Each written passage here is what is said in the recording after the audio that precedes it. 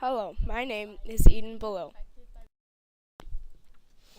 I chose to discuss the sociological issue of human trafficking for my project. This issue has been around ever since sin started but has continued to climb in the recent years. Raising awareness about this issue and the consequences the victims deal with because of this will allow for the sociological issue to be solved. There are multiple definitions of human trafficking. However, I found the most useful was from the Human Trafficking Hotline. According to this hotline, the definition of human trafficking is this: human trafficking is a form of modern day slavery in which the traffickers use force, fraud, or coercion to control victims for the purpose of engaging in commercial sex acts or labor services against his or her will. Human trafficking doesn't only have to do with the men and women being forced into sex, but any activity, no matter the category, against their own will.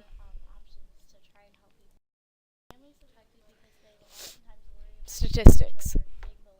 The International Labor Organization gave this shocking estimation a few years ago. There are an estimated 20.9 million people being trafficked around the world as we speak. 26% of those trafficked are children. The technical law for a child is age 18 and under. 55% of these are women. Many people think about trafficking, and immediately their minds go towards women and sex trafficking, but it isn't uncommon for men to be trafficked as well, not only in sex trafficking, but labor.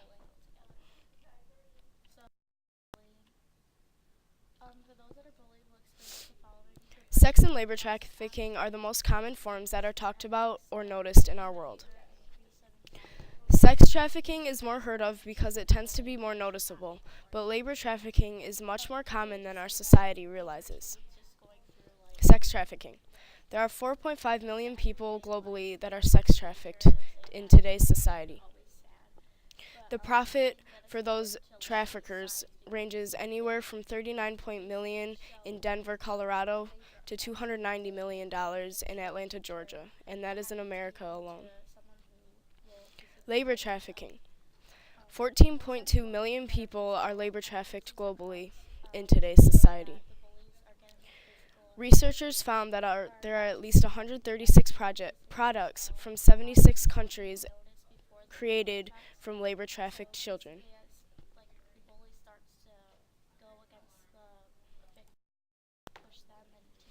Sociological explanation. There aren't any exact theories related to human trafficking and those involved. However, one of the most common consequences of human trafficking that victims face is drug or alcohol abuse after they escape. Human trafficking scars them, and they need to find a way to forget them and all that has happened to them. So they turn to drugs and alcohol so that they can supposedly forget. Little do they know it's just destroying their lives further. In Chapter 5 of our class, we discussed crime and deviance. I found that one of the conflict theories explained this, and I quote, "Inequality against women and antiquated views about relations between the sexes underlie rape, sexual assault, intimate partner violence, and other crimes against women. Sexual abuse prompts many girls and women to turn to drugs and alcohol use and other antisocial behavior. Gender socialization is a key reason for large gender differences in crime rates. These girls use drugs and alcohol to hide their shame of what they have gone through. Therefore, by analyzing many of the consequences of sex trafficking through this theory, we can understand that these acts prompt these deviant activities because of the harshness the women have endured." In our class during Unit 8, we discussed the issue of rape and pornography. Both of these issues are extremely common, especially pornography, and our society seems to just keep becoming more and more open to the subject and not view it as the issue that it honestly is. American culture degrades women and treats them as objects, and our society treats it as if it's becoming normal. However, this is a problem that many people need to realize whether they like it or not. In our sociology book, they gave us a quote by the author R. Morgan, and he said this, I quote, Pornography is the theory and rape the practice. Dwell on this. Think about how our society takes this and makes it literally. So many people take pornography and take it so lightly, but little do they know it's destroying their minds and it leads to rape. Action means purpose. Many educators and organizations use the action means purpose to explain the motives and so called purpose behind human trafficking. Act. The traffickers recruit, draw in, transport, and advertise the victim. Means. Threatening the victim, using force, abduction, fraud, lies and tricks, and paying the trafficker are all ways this takes place. Purpose. The purpose of trafficking is absolutely sickening, but explained as this: prostitution, sexual exploitation, or forced labor for the trafficker's benefit. I found many stories in real life situations, but all of them were either very long or too graphic. I found this one though, and I think it gives a good setup for what these girls go through. Not only girls, men as well. A 14-year-old girl explains her situation. I was 14 years old when I was forced into prostitution. Like many teens at that age, finding my own identity and defying my parents were top on my list. So when a man came into my life and showered me with attention and listened to me when I complained about my parents, I did not think twice that he was 10 years my senior. After all, he said I was mature for my age and told me I understood him better than anyone his own age.